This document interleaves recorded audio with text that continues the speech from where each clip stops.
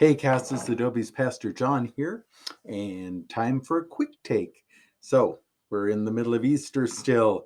The holiday, the chocolates, all that was a couple of weeks ago, but we're still actually in the church celebrating Easter.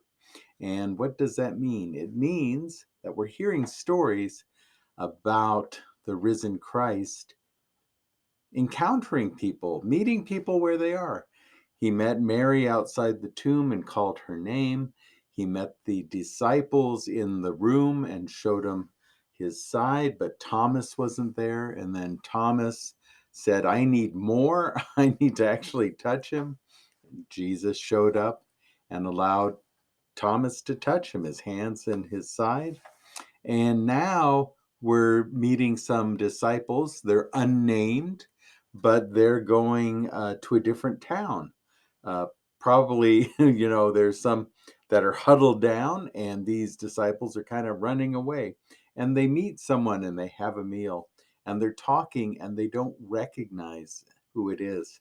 And then he breaks bread and blesses it. And then all of a sudden, they see him and they see it's Jesus. And it's interesting because then it says, boom, then he disappeared. So actually, it's a nice metaphor about them breaking this bread. And in breaking the bread, Christ is present. And so to use a um, seasonal example, we have eggs right now in because it's Easter. And so we have these kind of eggs, and we have real eggs. And these kind of eggs are fun. They're usually filled with something. Let me open this thing up. And there you go.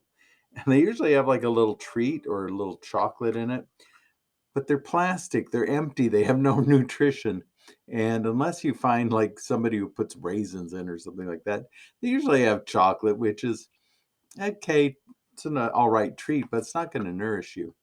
A real egg, on the other hand, and this is a hard-boiled egg, it it has protein and other things that you need to live. So this is nourishing. This is sustaining. This is plastic and fake. So what do you nourish yourself with?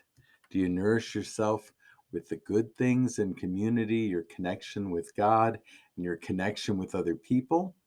Or are you nourishing yourself on junk and anger and culture wars and hatred and all that stuff? It's about love. It's about love, and that is the core. So in our story, they recognize Jesus' nourishment and love.